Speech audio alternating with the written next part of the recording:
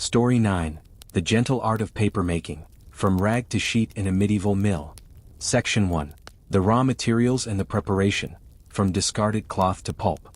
Imagine, if you will, stepping back in time, not to the bustling marketplaces or the echoing halls of power, but to a quieter, more remote, yet profoundly industrious corner of the medieval landscape, the papermaking mill. This was a place where the seemingly worthless discards of daily life, worn-out clothing, tattered linens, and frayed ropes, embarked on a miraculous journey of transformation. Here, amidst the constant sound of flowing water, the rhythmic thump-thump of heavy machinery, and the subtle, clean scent of damp fibers, the very foundation of written communication was meticulously laid, one carefully crafted sheet at a time. Our focus here is not on the grand text that would eventually fill these pages, nor the momentous ideas they would convey, but rather on the patient, often laborious and fundamentally mundane processes and the humble, yet essential raw materials that made this quiet revolution possible. It is a story of recycling, of natural forces harnessed, and of human hands deeply engaged in a transformative craft. Before the advent of wood pulp in the 19th century, paper in medieval Europe was almost exclusively made from rags. This fundamental fact dictated every aspect of the industry, from the sourcing of materials to the location of the mills. The very existence of paper was inextricably linked to the availability of discarded textiles, giving it a distinctly human and cyclical quality. The most prized rags were those made from linen, from flax plants, and cotton, though cotton was less common in early medieval Europe, becoming more prevalent later. These fibers possessed the ideal length, strength, and purity for producing high-quality paper. Less desirable but still used were rags made from hemp or other plant fibers. Animal fibers like wool were generally unsuitable due to their different cellular structure and inability to form strong bonds for paper. The quality of the final paper was directly dependent on the quality and cleanliness of the initial rags. The sourcing of these rags was an industry in itself, forming a crucial and often overlooked part of the medieval economy. It relied on a vast informal network of rag pickers or ragmen, who scoured towns, villages, and even battlefields. These were often poor individuals, moving from door to door, exchanging small goods or coins for worn-out clothes, bedsheets, tablecloths, sails, and even old fishing nets. The sound of their calls, rags, rags for sale, or similar cries, would have been a familiar, if humble, part of the urban soundscape. The collected rags were then often sold to rag merchants, who would accumulate larger quantities and transport them to the paper mills. This initial collection was vital. Without a steady supply of discarded textiles, the paper mill would simply cease to function. The rags would arrive at the mill in large, often dirty bundles, carrying with them the faint, lingering smells of their previous lives, a subtle mix of human habitation, dust, and decay. Upon arrival at the paper mill, the raw rags, often soiled and mixed with various impurities, underwent a critical process of sorting and cleaning. This was a laborious and often unpleasant task, typically performed by women and children, whose nimble fingers were well suited to the detailed work. The rags would be meticulously sorted by fiber type, linen, cotton, hemp, by color, white rags for fine paper, colored rags for coarser paper, and by quality, fine, soft rags for high-grade paper, coarser, tougher rags for utility paper. Any foreign objects, buttons, buckles, bits of leather, or other detritus, had to be carefully removed. This sorting was crucial for ensuring a consistent quality of paper and preventing unwanted discoloration. Following sorting, the rags needed thorough cleaning. They would be vigorously beaten to remove loose dirt and dust, often with simple sticks or mallets, creating a dusty, fibrous cloud in the air. Then they would be washed, sometimes repeatedly, in large wooden tubs or vats filled with water, often using crude soaps or lye, an alkaline solution from wood ash, to remove grease, stains, and residual impurities. This washing was a physically demanding task, involving much scrubbing and rinsing. The sound of water sloshing, fabric being agitated, and the occasional thwack of a beating stick would fill the cleaning area. The goal was to achieve a state of relative cleanliness, preparing the fibers for their true transformation. The air in this part of the mill would carry the clean, damp smell of wet fabric, mingled with the earthy scent of the water. After cleaning, the rags were often subjected to a process of retting, or fermentation. This involved storing the cleaned rags in large, damp piles, often in a cool, humid environment, sometimes for several weeks or even months. During this period, naturally occurring bacteria and fungi would begin a controlled process of decomposition. This gentle rotting helped to break down the natural gums and non-cellulose materials that bound the fibers together, making them softer, more pliable, and easier to separate in the subsequent beating process. The piles of redding rags would emit a subtle, earthy, slightly musty odor, a smell of controlled decay that was a necessary precursor to the creation of pristine paper. This was a quiet, patient waiting game, allowing nature's microscopic forces to prepare the raw material. The heart of the medieval papermaking process, and the most distinctive sound of the mill, was the beating of the rags into pulp. This was a transformation of immense significance, turning individual fibers into a homogeneous, milky suspension. The beating mechanism was typically powered by a water wheel, the lifeblood of the medieval mill. The rhythmic creak and splash of the water wheel turning was the constant, underlying pulse of the entire operation. This wheel drove a series of heavy wooden stamping hammers or beaters.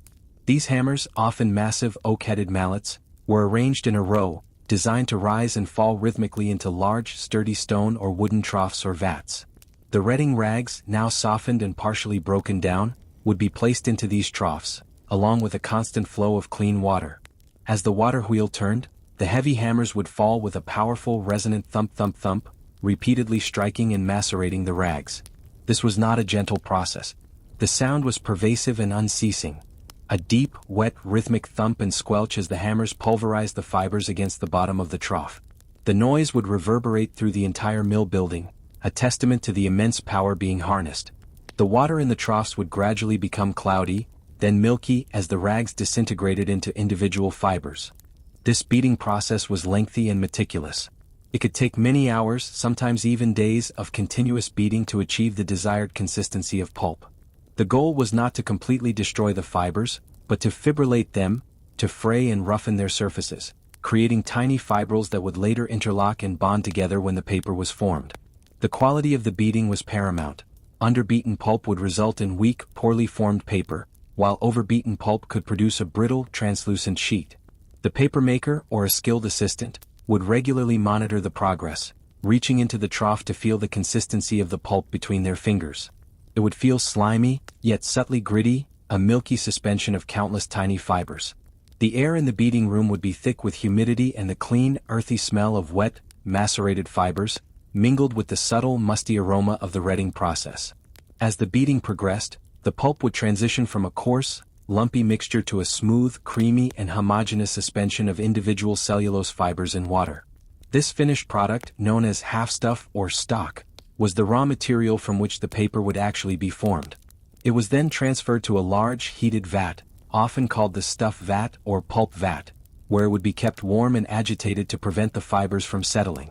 This warm, milky, fibrous slurry was now ready for the true artistry of the papermaker. The rhythmic thump-thump of the beaters, the constant flow of water, and the subtle, clean scent of wet fibers were the defining characteristics of this initial, crucial stage of medieval papermaking. It was a testament to the patient, powerful transformation of discarded cloth into the very essence of future knowledge. The location of the medieval paper mill was almost entirely dictated by its primary power source and its most crucial resource, water. Papermaking was an incredibly water-intensive process, requiring vast quantities of clean, flowing water for everything from washing rags to powering the beating hammers and suspending the pulp. Therefore, paper mills were almost invariably situated on the banks of fast-flowing rivers or streams. The sound of rushing water, the steady gurgle and splash of the river, was the constant ambient soundtrack to the entire operation. The water wheel, a majestic wooden structure, was the visible heart of the mill, its rhythmic creak and groan as it turned, transferring the river's energy to the internal machinery, a testament to medieval engineering. The proximity to water also facilitated the disposal of wastewater, though this often led to pollution downstream. The mill building itself was typically a sturdy, functional structure, designed to house heavy machinery and withstand the constant vibrations of the beating process. It was often built of local stone or heavy timber, with thick walls and a robust roof. Inside, the layout was carefully planned to facilitate the flow of materials from the rag sorting area to the beating troughs, then to the vat room and finally to the drying lofts. The floors, particularly around the beating troughs and the vat, would be perpetually damp, often covered in a fine slippery layer of fiber dust and water. The air within the mill was usually thick with humidity, a necessary condition for keeping the pulp pliable and preventing it from drying out prematurely. This dampness, combined with the subtle scent of wet fibers and the occasional mustiness of redding rags, created a unique and pervasive atmosphere. The workforce of a medieval paper mill was a tightly knit community of specialized laborers, each playing a vital role in the intricate process. At the top was the master papermaker, often the owner of the mill, who possessed the ultimate skill and knowledge. They were responsible for overseeing the entire operation, from sourcing rags to ensuring the quality of the finished paper. Their hands were the most experienced, their eyes the most discerning, their judgment crucial for every stage. Below the master were the vatmen, the highly skilled artisans who stood at the stuff vat and performed the delicate act of forming the individual sheets of paper. This was arguably the most crucial and skillful part of the entire process, requiring immense precision, dexterity, and a keen eye. Their rhythmic movements, the constant dipping and shaking of the mold, were the very embodiment of the gentle art of papermaking. Working alongside the vatmen were the couchers, who received the newly formed, wet sheets from the vatmen and carefully transferred them onto felts. This also required great care and coordination, as the wet sheet was incredibly fragile. Their movements were synchronized with the vatmen, a silent partnership. Then there were the laymen or layer-in boys, often younger apprentices, who would meticulously separate the newly pressed sheets from the felts and stack them for drying. This was a repetitive but important task, requiring patience and a light touch. Finally, there were the numerous general laborers and apprentices who performed the more arduous and less skilled tasks. Sorting and cleaning rags, feeding the beating hammers, transporting materials, tending the fires, and assisting in the drying and finishing processes. Their hands were perpetually stained, their clothes damp, and their bodies accustomed to the rhythmic demands of the mill. The papermaking mill, therefore, was a hub of continuous, specialized manual labor, a testament to the collective effort required to produce a seemingly simple sheet of paper. The sounds of their work, from the thump of the beaters to the swish of the vatman's mold, were the constant symphony of their working lives. The very texture of the pulp itself was a key indicator of its readiness. When the rags had been sufficiently beaten, the resulting pulp would have a distinct feel, a smooth, almost creamy consistency, yet with a subtle, almost imperceptible grittiness from the individual fibers. When rubbed between the fingers, it would feel slippery, but also slightly cohesive, indicating that the fibers had been properly fibrillated and were ready to interlock. Its color would be a milky white or a muted off-white, depending on the original rags. The smell, as mentioned, was clean, earthy, and damp, a stark contrast to the original dirty rags. This tactile and olfactory assessment was crucial for the papermaker, guiding their decision on when the pulp was perfectly prepared for the next stage. The water used in the mill was not just a power source, it was an integral ingredient in the paper itself. The quality of the water directly influenced the quality of the paper. Clean, clear, soft water was ideal. Water rich in minerals or impurities could stain the paper or interfere with the bonding of the fibers. Papermakers often boasted about the purity of their local water source, understanding its critical role. The constant flow of water through the mill, from the river into the beating troughs into the vat, and then eventually as wastewater, created a pervasive sense of fluidity and cleansing. The sound of water, in its various forms, rushing, splashing, dripping, gurgling, was the ever-present backdrop to the entire papermaking process, a gentle, natural counterpoint to the man-made machinery. In summary, the initial stages of medieval papermaking, from the collection of discarded rags to their transformation into a creamy pulp, were a testament to resourcefulness, meticulous labor, and the harnessing of natural forces. It was a process steeped in the sensory world. The faint, lingering smells of old cloth, the clean, damp aroma of wet fibers, the earthy scent of retting, and the pervasive humidity of the mill. The sounds were equally distinct. The calls of rag pickers, the thump-thump of beating hammers, the creak of the water wheel, and the constant gurgle and splash of water. Every step, from the careful sorting of rags to the hours of relentless beating, was a deliberate act of preparation, laying the foundation for the delicate artistry that would follow. This seemingly mundane transformation of waste into a pristine raw material was, in fact, a quiet miracle, enabling the spread of literacy, the recording of history, and the flourishing of art throughout medieval Europe. The humble rag, through patience and ingenuity, was reborn as the very canvas of civilization.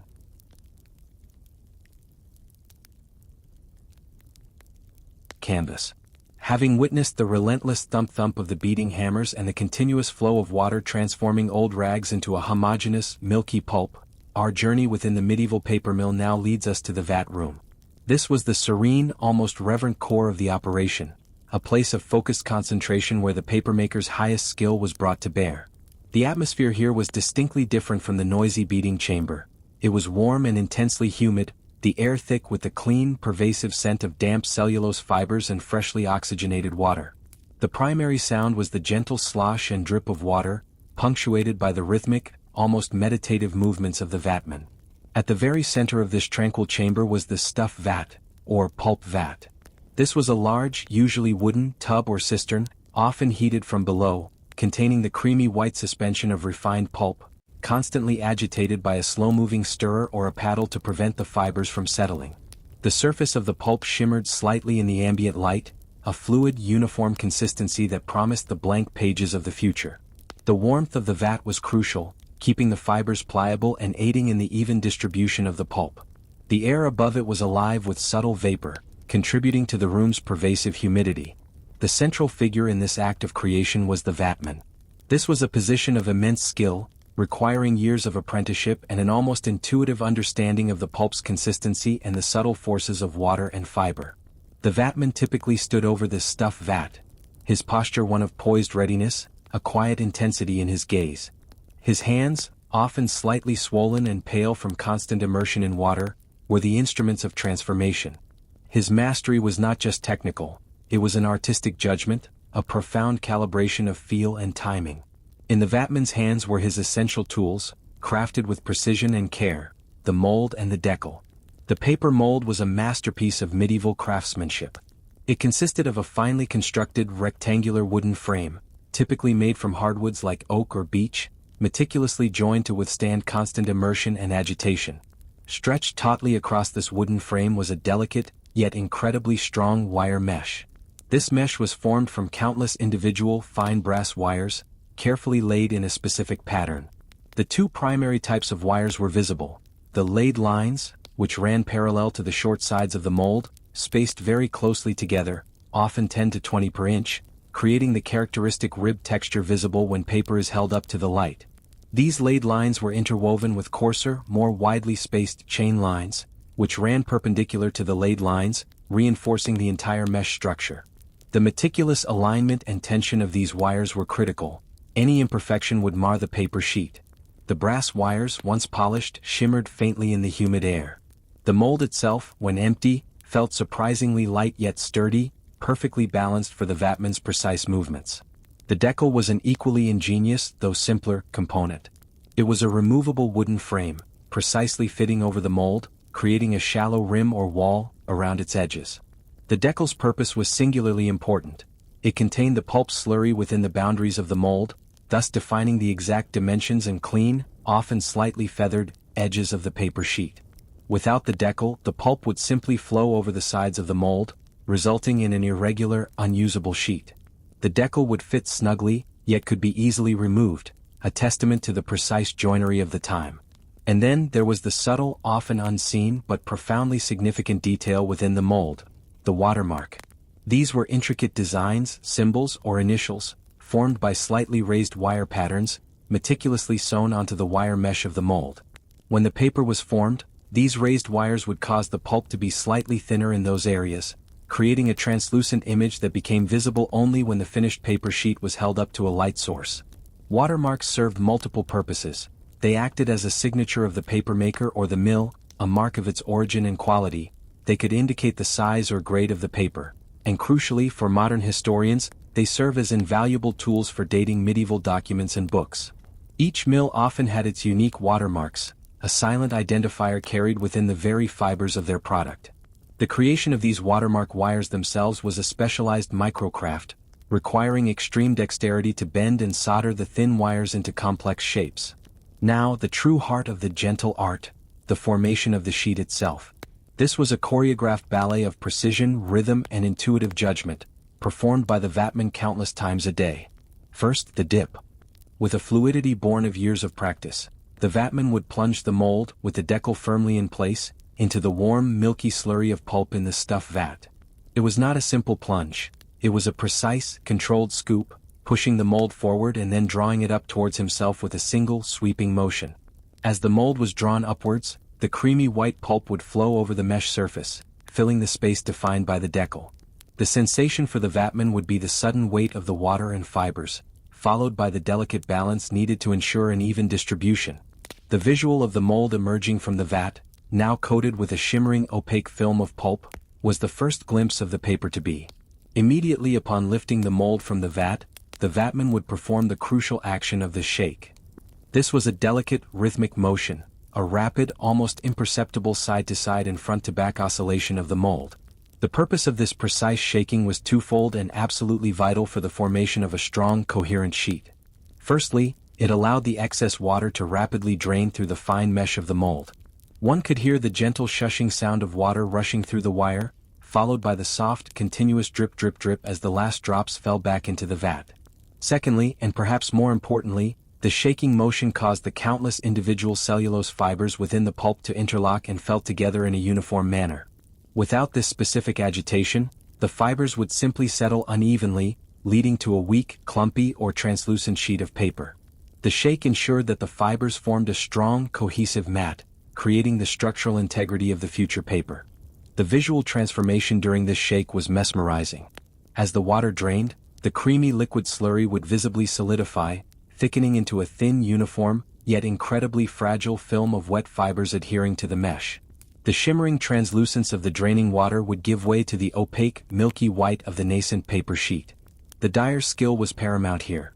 He had to judge the precise amount of pulp to pick up, the vigor and rhythm of the shake, and the moment to stop, ensuring that the sheet was neither too thick nor too thin, free from clumps and perfectly even. A good vatman could produce a remarkably consistent sheet every time, a feat born of years of practice and an intuitive understanding of his materials.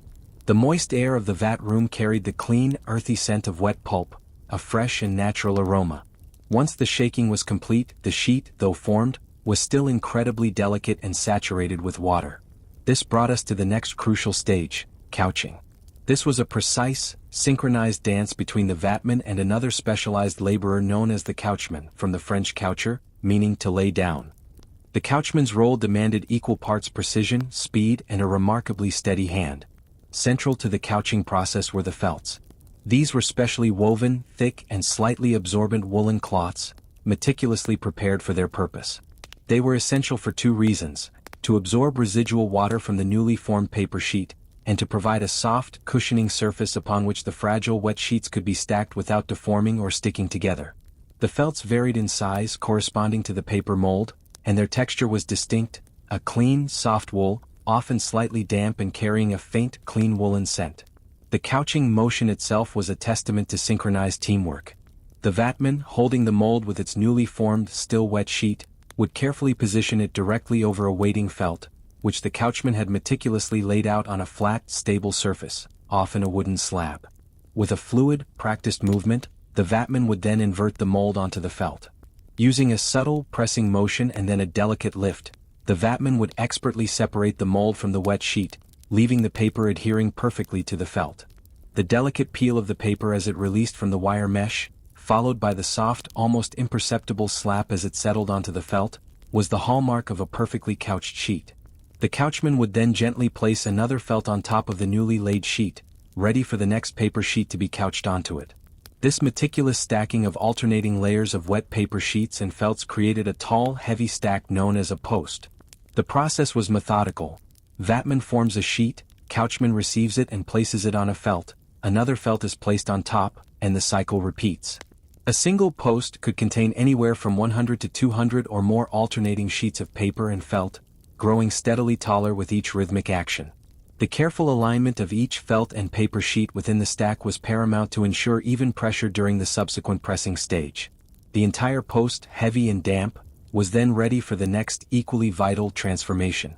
The rhythmic swish of the vatman's arm, the soft thud of the mold being placed, and the delicate peel of the paper were the quiet sounds of mass production, one sheet at a time.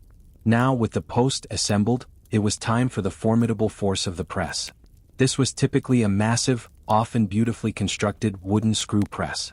These presses were engineering marvels of the medieval workshop, towering structures of heavy timber, often reaching to the ceiling of the press room. At their heart was a gigantic wooden screw, threaded through a heavy crossbeam. This screw could be turned by means of long, sturdy levers or capstans, requiring significant human effort. The immense size and robust construction conveyed the sheer power it was designed to exert. The dominant sounds in this chamber were the deep, resonant creak and groan of straining timber, the slow, protesting scrape of the turning screw, and the distant rhythmic drip drip drip of water. The laborious process of loading the post into the press began. The entire heavy post, the towering stack of alternating wet paper sheets and felts, had to be carefully maneuvered from the couching area to the press bed. This often required the combined strength of several laborers, their movements synchronized, their muscles straining under the considerable weight. Once positioned centrally on the press's lower platen, the top platen of the press was lowered until it rested squarely on the post. Then came the act of squeezing. Laborers, sometimes using a large capstan wheel or long levers inserted into the screw's head, would slowly and methodically turn the massive wooden screw. With each turn, the top platen would descend with agonizing slowness, exerting an immense and growing pressure onto the post. The sounds intensified, the deep, protesting groan of the thick timber beams, the relentless creak of the screw, and then most vividly the sudden gush and torrent of water. From between the felts and sheets, water would literally stream out, cascading down the sides of the post and collecting in troughs or drains below the press. The sheer quantity of water removed was astonishing. The once spongy soft stack would visibly compact, transforming into a dense, firm block. The purpose of this immense pressure was twofold. Primarily, it was to squeeze out the vast majority of the remaining water from the paper sheets. While couching removed some, pressing extracted the bulk. Secondly, and equally vital, the immense pressure served to compact and intertwine the cellulose fibers within each sheet, forcing them into a tight, cohesive bond. This process significantly increased the paper's strength, coherence, and density, preventing it from falling apart when dry and giving it the desirable smooth, firm surface. The pressing process could last for a considerable time, often for several hours, requiring continuous, sustained effort to maintain the pressure. The air in the press room would be heavy with the scent of damp wood and clean, pressed fibers. After the meticulous pressing, the post was carefully unloaded from the press. The felts, now visibly damp and compressed, would be gently separated, and the paper sheets, though still moist, were no longer soggy. They were now considerably firmer and more robust, having gained structural integrity from the immense pressure. This stage required delicate hands to prevent tearing the still fragile paper. The task of separating the sheets from the felts fell to the layman, or layer-in boy/girl, often a younger apprentice. This was a painstaking and repetitive job, demanding immense patience and a light, precise touch. Each sheet of damp paper had to be meticulously peeled from its felt backing, one by one. The delicate peel as the paper detached, followed by the soft slap as the sheet was gently placed onto a stack, contributed to the quiet rhythm of the post-press area. Any haste or carelessness could result in a torn sheet, rendering it unusable. The newly separated, pressed sheets were then carefully stacked again, perhaps with slight agitation to ensure they didn't stick together prematurely. These now firmer, damp sheets were finally ready for the critical process of initial drying. This took place in a dedicated drying loft or a large, airy, well-ventilated shed. These spaces were typically located on an upper floor of the mill or were separate structures designed to maximize airflow while protecting the paper from direct sunlight and harsh weather. Long lines or ropes, often made of horsehair or sturdy hemp, were stretched tautly across the entire space from wall to wall, creating a veritable forest of hanging paper. The hanging of the sheets was another tedious but vital process. Each individual sheet of damp paper had to be carefully draped over these ropes, ensuring that it hung evenly and had ample space around it for air circulation. The gentle flutter of the damp sheets as they were placed, catching the subtle air currents, was a soft, continuous sound in the drying loft. The sheer number of sheets hanging, transforming the entire space into a translucent, shimmering labyrinth, was a sight to behold. The drying process itself was slow and entirely reliant on natural air circulation. It typically took several days, sometimes even weeks, depending on the thickness of the paper, the ambient humidity, and the weather conditions. The goal was a gradual, even drying. Too rapid drying could cause the paper to curl, buckle, or become brittle. Protection from direct, scorching sunlight was essential, as this could yellow the paper and degrade its fibers. Similarly, strong winds could tear the still fragile sheets from their lines. The papermaker or their assistants would regularly monitor the drying sheets, adjusting ventilation or even moving sheets to different parts of the loft to ensure uniform drying. As the paper dried, it would gradually lighten in color, becoming crisper to the touch, and emitting the clean, distinct scent of dry cellulose fibers, the smell of pure paper. The quiet atmosphere of the drying loft was a striking contrast to the earlier, noisier stages of the mill. Here, the only sounds were the soft rustle and whisper of the drying paper in the gentle air currents, an almost meditative symphony of patience. This slow, deliberate transformation from a limp, damp sheet to a crisp, resilient blank canvas was the penultimate step, preparing the paper for its final finishing touches. Every sheet, now sturdy and ready, was a testament to the meticulous labor, the careful judgment, and the patient waiting that defined the medieval art of papermaking. Section 3. Sizing, Finishing, and Legacy, the Canvas of Civilization. The delicate sheets of paper, having undergone the patient process of formation, pressing, and initial air drying, now hung crisp and white in the drying lofts. They possessed a certain tactile elegance, a soft rustle when handled, and a clean, almost ethereal aroma of dried cellulose. However, despite their apparent readiness, they harbored a fundamental limitation. They were still essentially absorbent mats of interwoven fibers. If one were to attempt to write upon them with ink at this stage, the liquid would simply spread and bleed uncontrollably, rendering any script illegible, much like ink bleeding into a blotter. This is where the crucial, often overlooked and remarkably transformative process of sizing came into play. Sizing was the very act that converted a mere fibrous mat into a receptive, non-absorbent surface capable of holding ink sharply and clearly, the true birth of a writing surface. The traditional medieval sizing agent was derived from an organic source, animal glue or gelatin. This vital substance was meticulously prepared within the paper mill or a nearby workshop. The process began with the collection of various animal byproducts, primarily hides, bones, and hoofs, often sourced from local butchers or tanneries. These raw materials, possessing a distinctly animalistic, earthy scent, would be thoroughly cleaned and then simmered for extended periods in large open kettles or cauldrons, heated by slow-burning fires.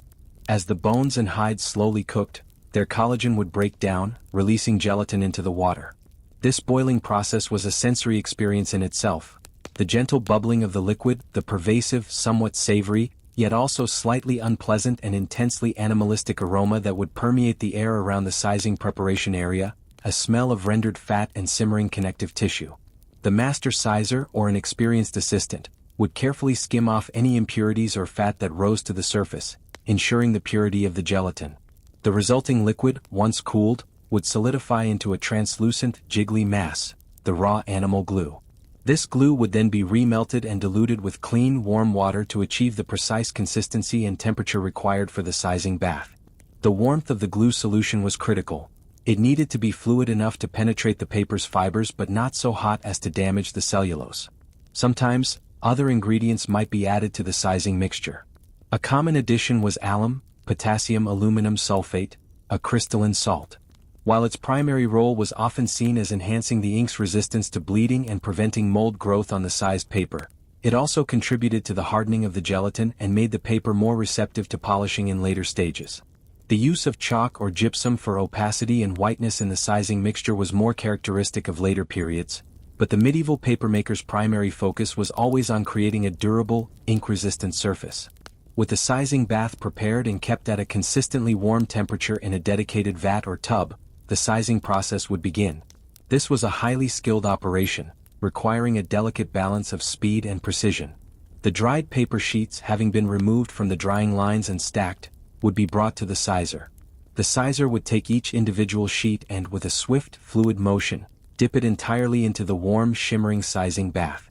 The paper, instantly absorbing the liquid, would become translucent and heavy. Almost immediately, with another practiced movement, the sheet would be withdrawn, allowing the excess size to drip away.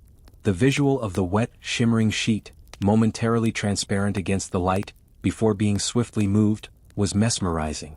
The sizer's hands, accustomed to the warmth of the solution, would work with a continuous, rhythmic grace, handling each sheet with care to avoid tearing.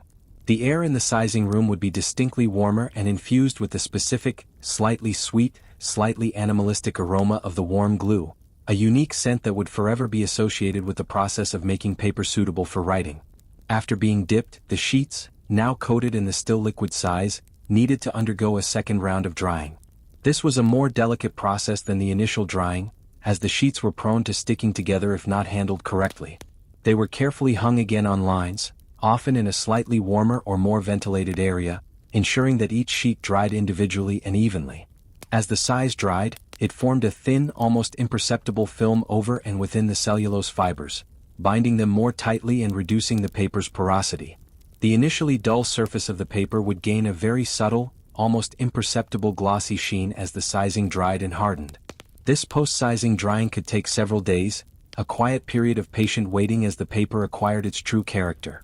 With the sizing complete and the sheets thoroughly dried for a second time, the paper was now resistant to ink bleeding, but its surface might still be somewhat uneven or slightly rough to the touch. To achieve the smooth, luxurious finish desired for fine writing, the paper underwent a final stage of finishing and polishing. One common method for further flattening and densifying the paper was to subject it to another round of pressing, this time as dry sheets. The paper, now without the absorbent felts, would be stacked in reams and placed under the immense pressure of the heavy screw press once more. This dry pressing helped to further compact the fibers, smooth out any remaining undulations, and give the paper a more uniform thickness and a denser feel. The deep groan and creak of the press would echo through the mill one last time as the massive screw was tightened, subtly refining the texture of the paper. The ultimate touch for achieving a truly smooth, often slightly glossy surface, especially for high-quality paper, was manual smoothing or burnishing. This was a meticulous, individual process. The finisher would take each sheet and carefully rub it with a smooth, highly polished tool.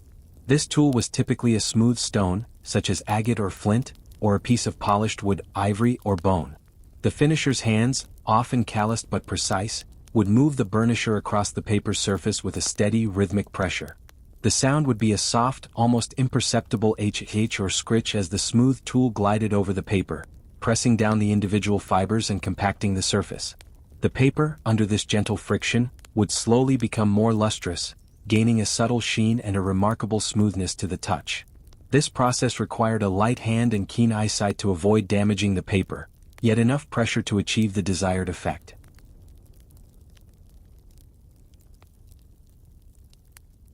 In later periods, more mechanized methods of glazing or calendaring might involve passing sheets between smooth, heavy rollers, but in the medieval context, this manual burnishing was the primary method, a testament to the hands-on nature of the craft.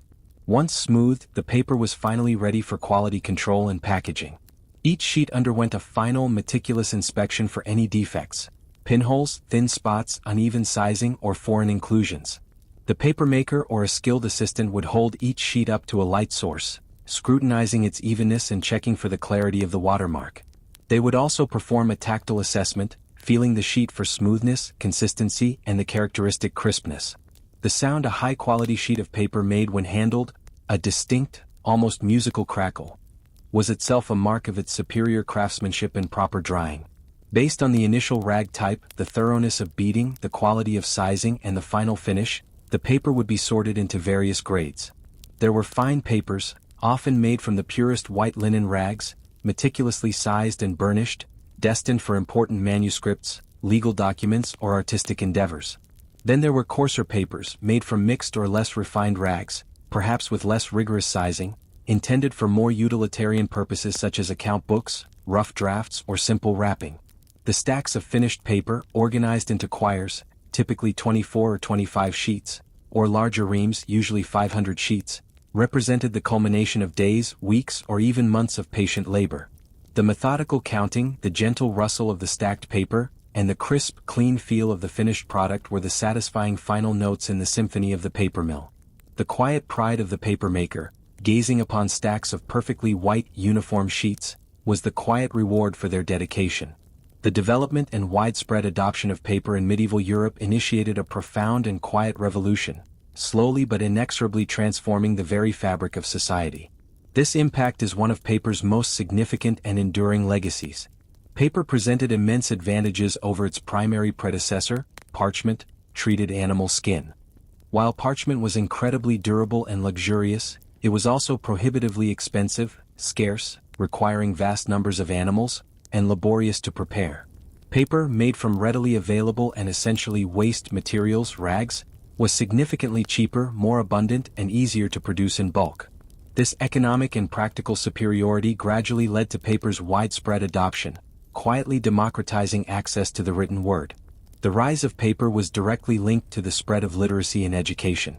Before paper, books were rare and precious objects, mostly confined to monasteries and elite institutions. Paper made books, pamphlets, and even individual sheets of writing much more accessible and affordable.